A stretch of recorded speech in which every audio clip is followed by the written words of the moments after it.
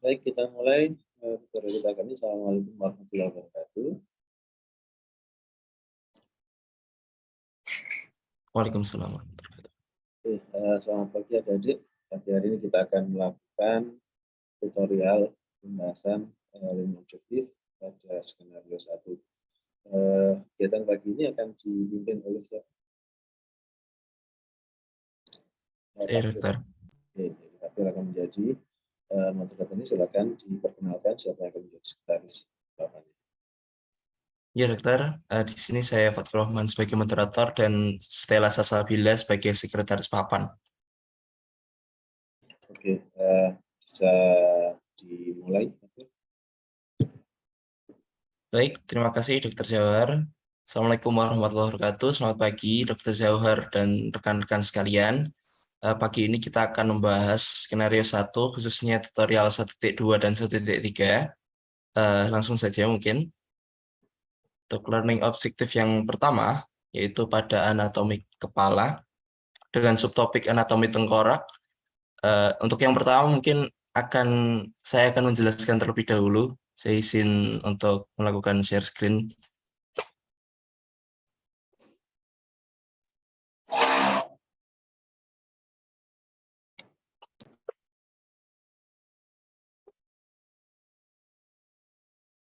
Baik, sebentar.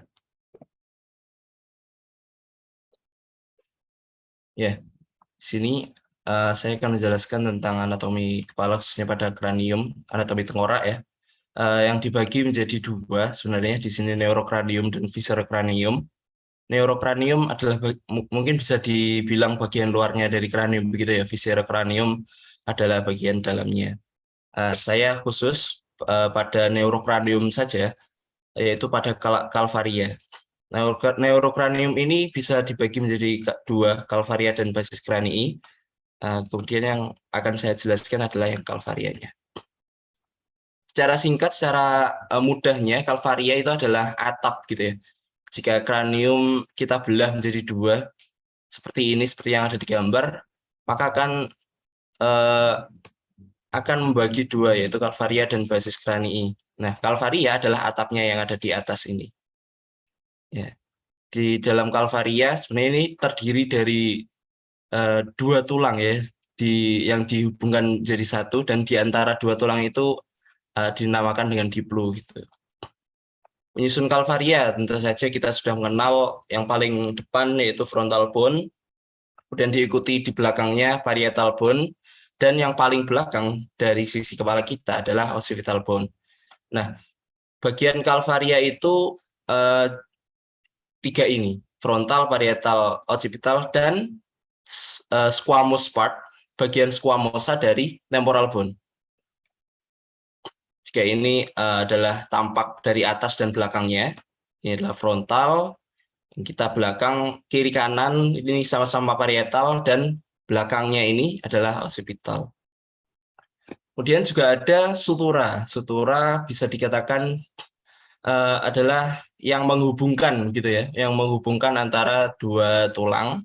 Di sini ada yang pertama sutura coronalis yang memisahkan antara squamosa frontalis dan yang belakangnya, yaitu ossis parietalis begitu. Kemudian jika kita potong secara sagittal gitu, akan membentuk yang namanya sutura sagittalis yang memisahkan antara parietal dextra dan parietal yang sinistra begitu. Kemudian kalau kita lihat dari atas juga ada lubang-lubang seperti yang ada di sini, foramen parietal. Kemudian ada sutura ada satu lagi, yaitu sutura lambdoid yang memisahkan antara parietal dan occipital. Selain itu ada pertemuan antara dua sutura. Misal di sini sutura coronalis dan sutura sagittalis akan bertemu dalam satu titik yang namanya bregma. Kemudian yang di belakangnya, yang sutura lambdoidea ini menemukan antara lambda ini menemukan antara sutura lambdoid dengan sutura sagittalis. Kemudian pada newborn itu bentuknya sedikit berbeda karena bregma dan lambda ini belum secara sempurna terbentuk gitu ya. Jadi ada kita lihat pada sisi kiri Sini ada fontanel mayor dan fontanel minor. Ini masih belum menyatu secara sempurna. Jadi kalau kita misal pegang gitu masih ada denyutan-denyutan yang bisa kita bilang empuk begitu. Ya, ini adalah aplikasi klinisnya pada newborn. Ada kelainan-kelainan pada pembentukan sutura tadi, bisa kita lihat. Dan ini adalah internal surface-nya. Jika dari tadi adalah external surface, ini adalah internal surface-nya. Di sini ada sinus frontalis, kemudian yang kita lihat di sini ada foramen parietal. Jika kita lihat dari dalam, di sini adalah ada foramen parietalnya. Kemudian ada sulcus-sulcus seperti sulcus sinus sagittalis, fovea, sulcus sinus transversi, dan ada juga protuberantia occipitalis interna di sini ya. Bisa kita lihat kasar begitu ya. Ya, begitu saja yang bisa saya jelaskan. Mungkin bisa share screen kembali, Stella.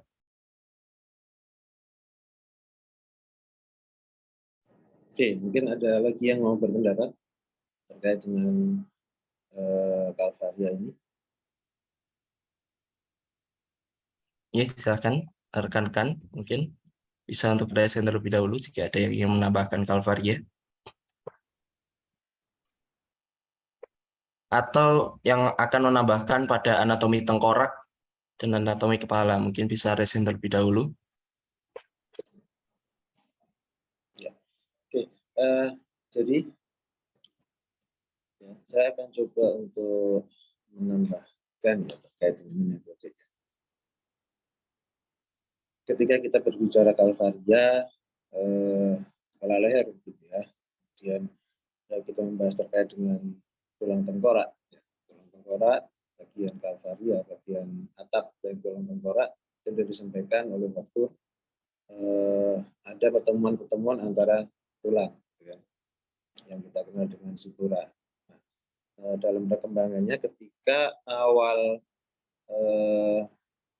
bayi ya itu dilahirkan atau masih di dalam kandungan sebelum dilahirkan itu si sutura ini belum menyatu satu dengan yang lainnya. Jadi kita bayangkan tulang tengkorak kita di dalamnya ada otak, kan? Kemudian ditutupi oleh tulang untuk melindungi otak. Nah, fungsi sutura ini kenapa kok waktu masih dalam kandungan itu belum disatukan gitu, atau belum menyatu, ternyata memang punya fungsi tertentu ya. Jadi dengan posisi sutura yang belum menyatu itu dia masih bisa bertumpuk satu dengan yang lainnya. Kita tahu kepalanya bayi itu kan besar, sedangkan jalan lahir itu tidak sebesar itu. Dengan kondisi sutura yang belum menyatu, ya, maka ketika proses persalinan, maka tulang itu akan saling menumpuk. Jadi dia akan mengecil. Ya, ukuran kepalanya akan mengecil, ya, dengan cara sutura-sutura ini akan bertumpuk satu dengan yang lainnya. Ya, kita kenal dengan istilahnya molase. Jadi memang secara perkembangan memang di awal memang belum menyatu, ya, sehingga janin bisa keluar lewat jalan lahir.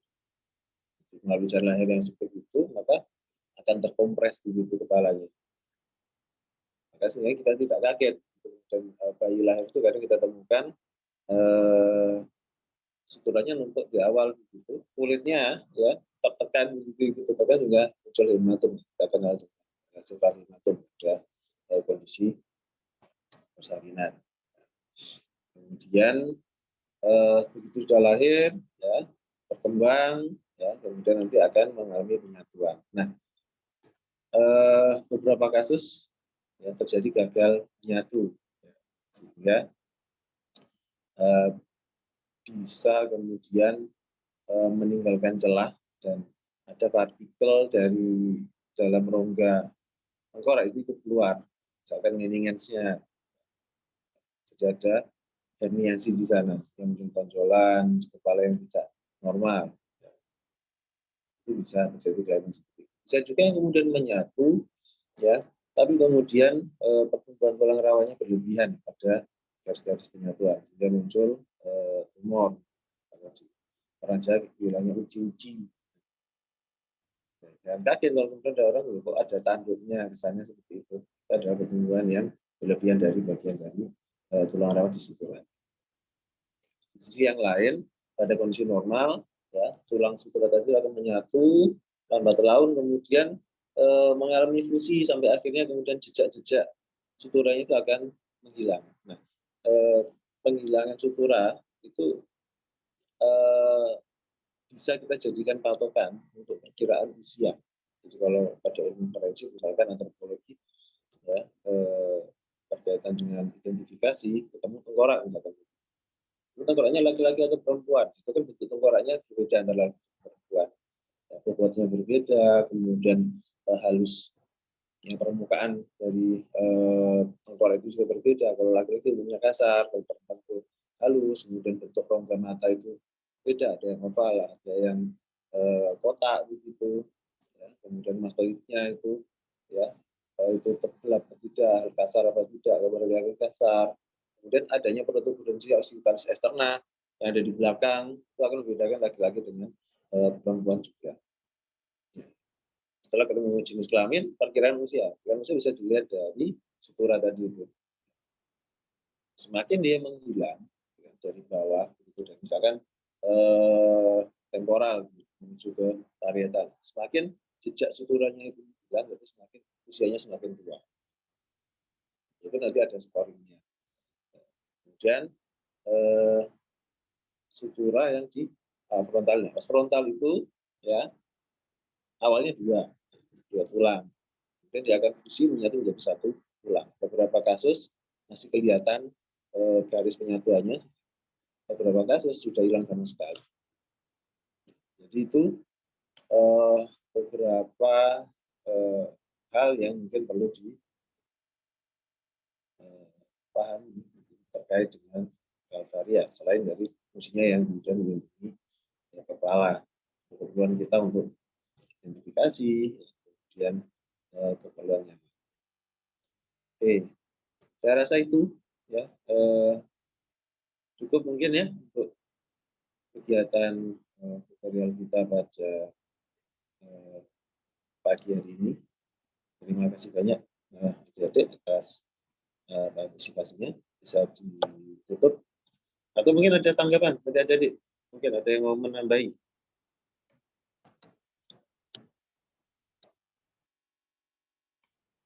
Mungkin sudah cukup dokter dari kami. Oke, cukup ya. Itu kegiatan tutorial kita untuk kepala leher. Terima kasih banyak. Bisa ditutup, Atur. Baik, terima kasih Dr. Jauhar. Terima kasih juga rekan-rekan sekalian yang sudah aktif dalam tutorial pada pagi hari ini. Sebelum kita menutup tutorial, mari kita berdoa terlebih dahulu sesuai keyakinan masing-masing. Berdoa mulai. Doa selesai. Sekali lagi saya ucapkan terima kasih kepada Dr. Jauhar dan teman-teman. Saya Fathur Rahman. Minta maaf jika ada salah kata dalam menjadi moderator. Saya akhiri.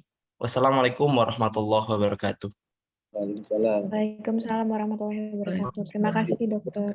Terima kasih dokter. Diskursinya tutorial ini bisa memberikan manfaat kepada adik sekalian, menambah ilmu dan wawasan adik-adik sehingga bisa menjadikan adik-adik ilmu ini terkait dengan kepala leher, kedokteran seperti apa, penyakit-penyakit yang nanti akan kita bahas di berikut. Terima kasih. Saya Meeting. Assalamualaikum warahmatullahi wabarakatuh. Waalaikumsalam warahmatullahi wabarakatuh.